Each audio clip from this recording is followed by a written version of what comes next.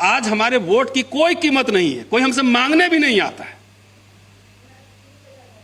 पता है कि जितन राम मांझी है तो वो तो ठेका लिए हैं, वो ले ही आएंगे उधर से।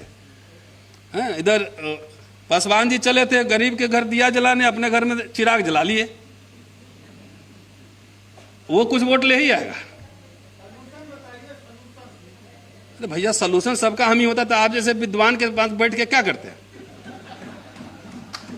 सॉल्यूशन तो कह रहे हैं कि रात में गुदगुदी वाला सपना देखना छोड़िए और प्रेशर बिल्डअप कीजिए। 2 बार एग्जाम्पल दे चुका हूं, बैठिए अभी 2 बार एग्जाम्पल दे चुका हूं कि प्रेशर जब बिल्डअप हुआ तो यही सरकार झुकी है। अगर आपको नहीं पता है तो गूगल कीजिए, आपको पता लग जाएगा। प्रेशर, हम क्या कहते हैं ना, 10 आदमी इकट्ठा हुए और हम पार्टी बना के वोट का बार्गेनिंग खत्म। कोई नकाब पहन के उनके साथ मिला हुआ है, कोई खुसरिया मिला हुआ है। हम कह रहे हैं उनके चक्कर में मत रहिए, एक प्रेशर ग्रुप बिल्डअप कीजिए और सरकार को बताइए कि हम आपको हरा भी सकते हैं। किसान हरा है कि नहीं हरा है? हरा है कि नहीं? तो हम लोग, अब जब आपका नेता ही जो है, जिसको नेता मानते वही भांग पी लिया हो कि हम सड़क पर नहीं उतरेंगे, आंदोलन नहीं करेंगे, तो इसका क्या हिसाब किताब है? बाबा साहब को पढ़ा है किसी ने? अस्पृश्यों की कितनी सभाएं की, आंदोलन किए, किसानों की, कामगारों की, और बाबा साहब के नाम पर जो है उनको सर के बल खड़ा कर दिया है इन अम्बेडकरवादियों ने। जितना बाबा साहब ने बात किया था सब उल्टा कर रहा है। अंतिम में सबसे जो जुड़ा हुआ मसला है, अभी चल रहा है, अभी ईवीएम पे हम लोग आंदोलन कर रहे थे, सब यूट्यूबर का यूट्यूब बंद हो गया था। ईवीएम में हेराफेरी है, लगातार आप लोग ध्यान दे रहे होंगे, तो सुनिए। दूसरी बात है सॉल्यूशन, तो उनको पूछिए जिनको चंदा वोट देते हैं। हम तो रिसर्चर हैं, एकेडमिशियन हैं, हमको बुलाए हैं, बोलने आए, नहीं बुलाएंगे नहीं आएंगे। हम तो थ्योराइज कर रहे हैं ना, प्रॉब्लम कहाँ है, सॉल्यूशन क्या है। सॉल्यूशन तो आप लोग को ढूंढना है, मुझे थोड़ी ढूंढना। मैं तो बता रहा हूं कि गुदगुदी वाला सपने छोड़ दीजिए, आप प्रेशर बिल्डअप कीजिए, सरकार को आप झुका सकते हैं। This is what Ambedkar did, memorandums. अब यहां तो आप कह रहे हैं हम बात ही नहीं करेंगे, सरकार बनाएंगे तो अपने सब कर लेंगे। इसका कोई इलाज है?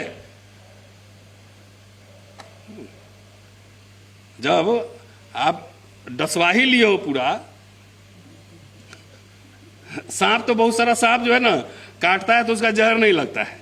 जब नाक से डसवा ही लिए हो तो उसका कोई इलाज नहीं हो सकता है। अंतिम चलते चलते सारे जो समस्या हमने बात की वो सब वोट से ही जुड़ा हुआ है। वोट से ही है ना। जब सरकार को, किसी पार्टी को लगेगी कि ये वोट हमारे लिए यूजफुल, जैसे पहले कांग्रेस को दलित लोग वोट देता था तो उसको डिस्काउंट कंसेशन देती रहती थी, कुछ कुछ चलते रहता था। जब लगा कि नहीं ये लोग खुद राजा बनेगा तो सब छोड़ दिया, बोले एक काम करो राजा ही बन जाओ।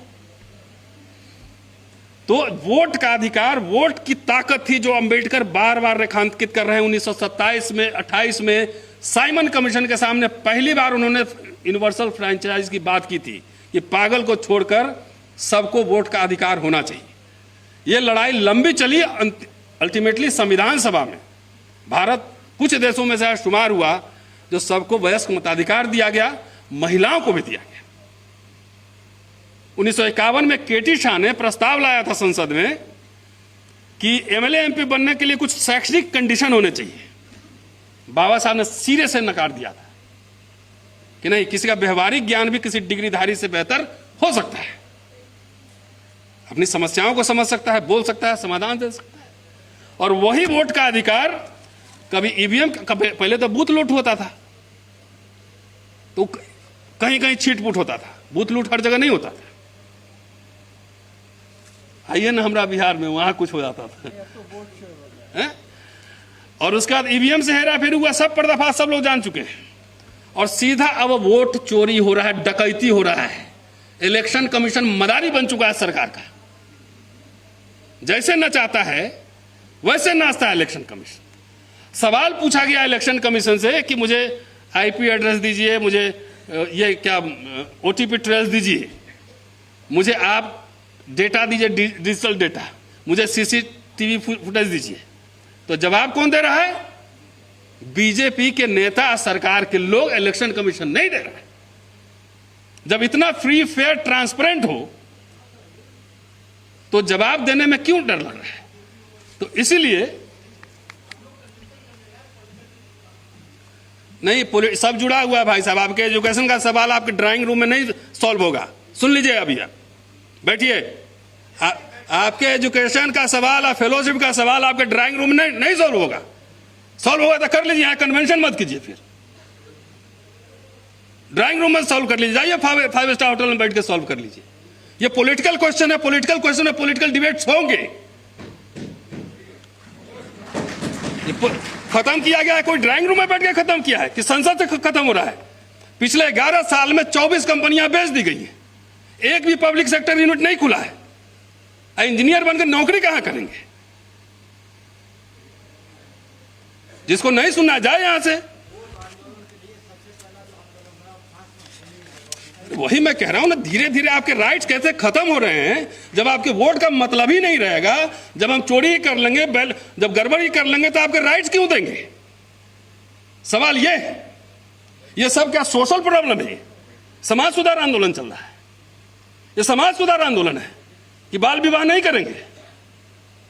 शिक्षा, रोजगार, फेलोशिप का सवाल है। और ये पॉलिटिकल इश्यूज हैं जो आपको मिले हैं, आपके पिताजी को मिले हैं, जो मुझे मिले हैं, उसका असेसमेंट नहीं करेंगे। समीक्षा हो रही है, ये समीक्षा हो रही है। मैं समीक्षक की हैसियत से बोल रहा हूं। जिसको सुनना है सुने, नहीं सुनना जाए। ये क्या किसी के ड्राइंग रूम में डिसाइड होगा कि फेलोशिप मिलेगा कि नहीं?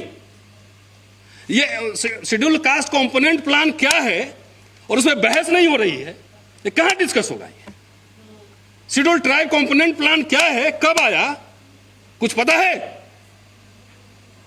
लाखों अरबों करोड़ रुपए चले गए, कहां पता नहीं लगा। आप ही के पैसे, कोई बहस नहीं होगी। तो आपको समाज सुधार करना है, कीजिए संजय जी। हमें समाज सुधार में कोई दिलचस्पी नहीं। धम्म का आंदोलन आप चलाइए, समाज सुधार आप कीजिए। मैं समझता हूं कि ये पॉलिटिकल प्रॉब्लम है और इसके लिए सोशल अवेयरनेस और प्रेशर ग्रुप बिल्डअप करना बहुत जरूरी है, जिससे हम पॉलिटिकल पार्टी को प्रेशराइज कर सके। ये है मसला। आप चलाइए धम, हम कहां मना कर रहे हैं। बाबा साहब जब पढ़ते थे तो लिखते थे, उनके किताबों में कितने रेफरेंसेज होते थे। जाकर रेवोल्यूशन और काउंटर रेवोल्यूशन पढ़िए, मेरे जिन पे मैंने पीएचडी की, उनके कितने रेफरेंस ने काशी प्रसाद जायसवाल के दिए हुए। तो आप लोग को इतिहास से कोई मतलब नहीं है, खाली बीमारी गिनवाएंगे। लेकिन बीमारी के जड़ों को जानने के लिए इतिहास में जाना जरूरी है। उसको जानने के लिए जब तक इतिहास को नहीं समझेंगे, जब तक फिलॉसफी को नहीं समझेंगे, सब सरदार पटेल, इंदिरा गांधी सब मनुवादी था, और जगजीवन बाबू क्या थे? बोलिए आप लोग। नहीं कहना, किताब पढ़िए जितना। नहीं, वो मैं कह रहा हूं सारे मनुवादी हो गए। बाबू जगजीवन राम भी चमचे हो गए। नहीं, अरे जिस टेन्योर में लाखों लाख नौकरियां, फ्रीशिप, एजुकेशन, इंजीनियर, डॉक्टर बन रहे थे, उसी को गाली दे रहे हो। तो ये समझ गया ये वाला सब कि ये सब किसी का थैंक यू भी नहीं बोलता है, इसलिए काट दो, पहले सरकारी सिस्टम ही खत्म करो, जाओ।